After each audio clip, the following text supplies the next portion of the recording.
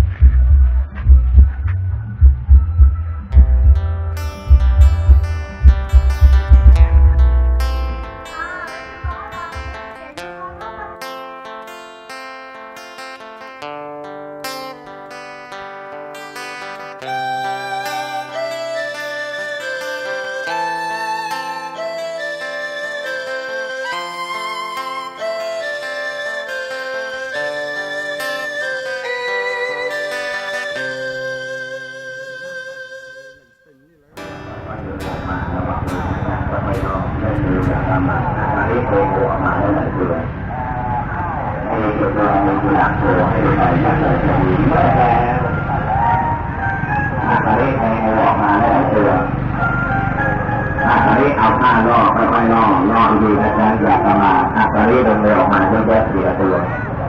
รูปแต่ละรูปตามเดิม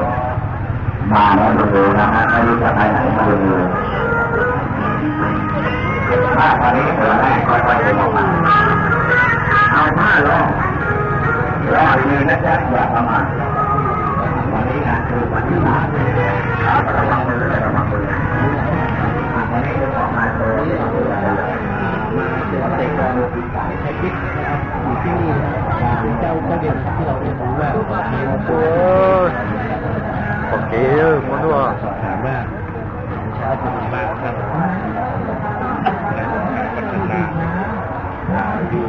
เด็กคนที่หัวดูอีก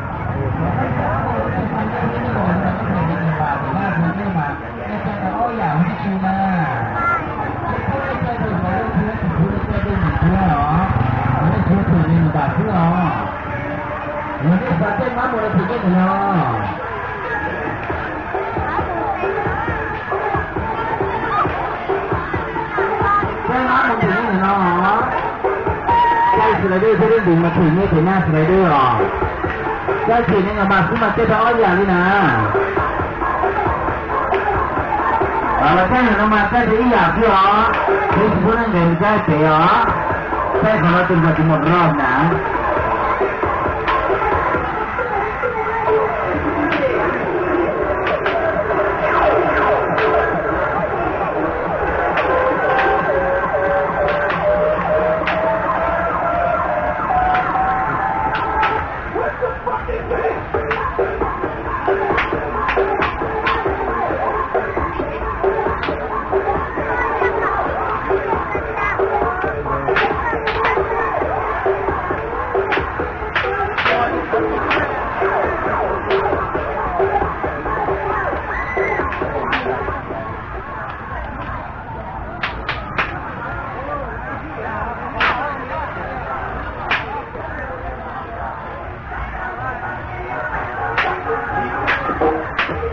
เด็กๆคุณเล่นบนสไลเดอร์นะเวลาขึ้นจากข้างบนแล้วข้ามกระโดดลงมานะจ๊ะ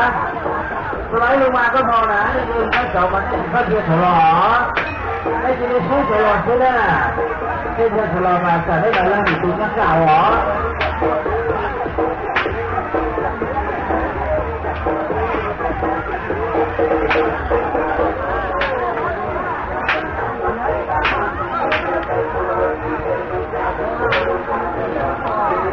เริ่มจ้ามีพวกสีน้ำตาลจ้ามาหมุนนะจ้ามาหมุนจ้าเบาๆไปนิดนึงเบาๆให้นิดเดียวหน่อยดิ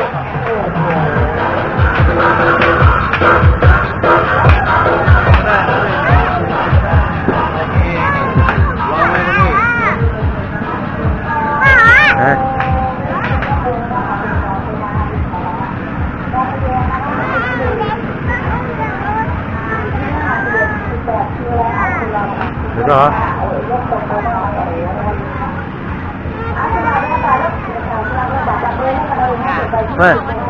ไม่นี่ไงตัวนึงแล้วนะ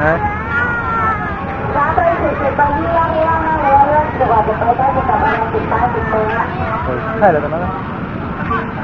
ไม่ได้เนาะ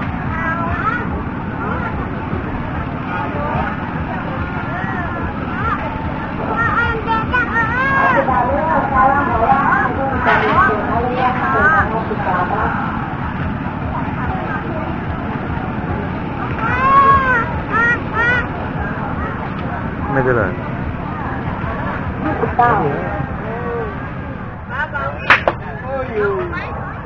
ดูดีๆละมีระหว่างมือแล้วใส่นะ29ละพอละเลิกละแค่นั้นแหละร้องขึ้นมาเสิร์ฟขึ้นมาได้2ตัว1อยู่หน้า11ท่า1แบบ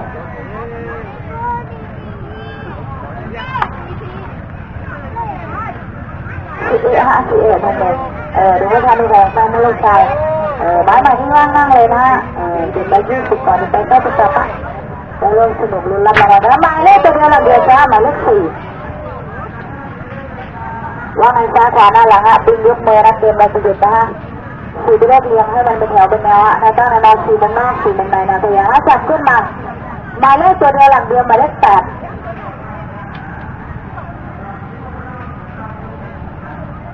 หมายเลข8นะฮะ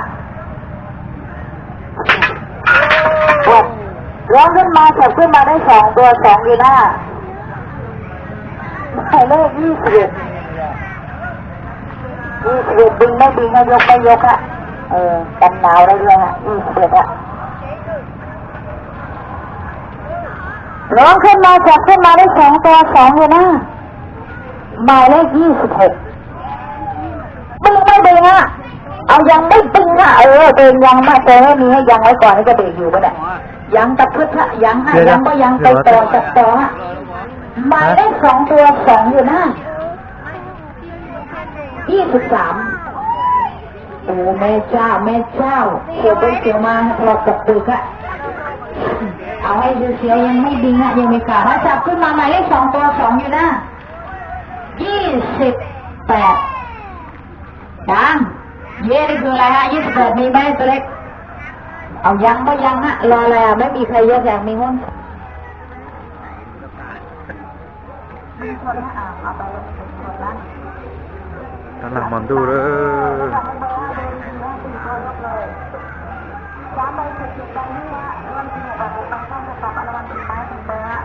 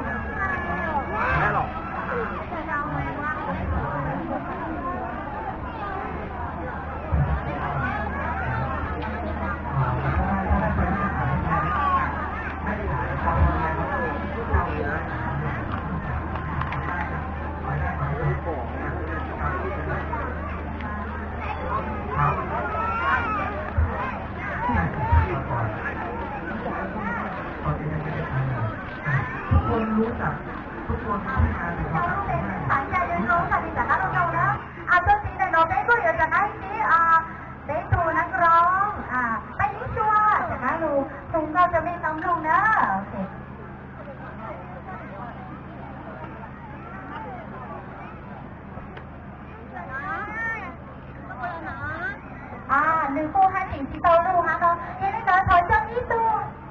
公司3個錯咗呢哈那個因為呢呢條個法สามารถที่จะเสา路上度路จับขนาดเสาโดยเยอะแยะอี路錯咗คือเราต้องที่หน่อยเลยเนาะวันแรกอยู่เต้ต่อไป